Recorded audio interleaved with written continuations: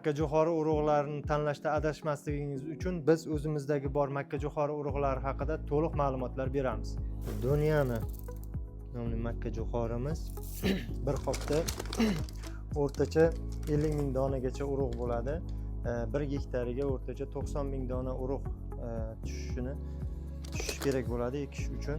Bu o'rtacha hosildorlikka ega bo'lgan makkajo'xori urug'imiz ham silos ham don uchun mo'ljallangan, tavsiya qilingan juda yaxshi kasalliklarga chidamli bo'lgan nav. Sagunto ham o'rtacha hosildorlikka ega, ham silos uchun ham don uchun mo'ljallangan. Buni o'sha bo'yi o'rtacha 3 metr 320 mana shu atrofda bo'ladi. Hosilda aynan 160 santimetrlar atrofiga o'sha hosilni tugadi. Hosili o'sha 370 grammgacha bo'lishi mumkin. Bu ham juda yaxshi nav, tishsimon o'sha makkajo'xori virusli kasalliklarga juda yaxshi chidamli. Temuko bu navimiz asosan don uchun mo'ljallangan. Buni 1000 ta don urug'ining og'irligi o'sha 460 grammgacha chiqadi. Bu degan juda yaxshi don uchun juda samarali urug'lardan biri bo'ladi. Bunda hosildorligi juda yaxshi, urug'i hosildorlik, serhosil.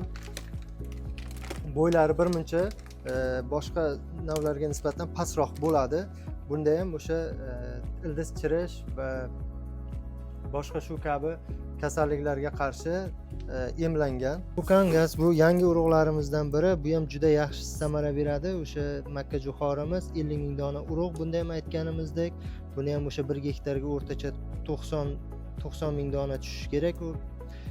Unuvchanligi 98%. Buni juda ham yaxshi va yer tanlamas o'sha makkajo'xorlarimizdan biri. Livorno makkajo'xorimiz ham asosan silos va don uchun mo'ljallangan. O'rtacha 1000 dona urug'ida o'sha 430 grammgacha hosil bo'ladi.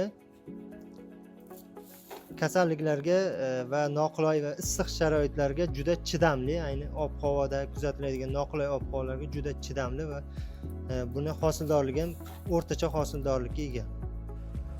Ushbu makkajo'xori urug'larimiz to'liq sertifikatlangan hamda o'sha fitosanitar talablarga juda yaxshi javob beradigan urug'larimiz. Bu urug'lar haqida yanada ham to'liqroq ma'lumot kerak bo'lsa, Bog'bon agromarketiga murojaat qilishingiz mumkin. Biz sizni kutib qolamiz.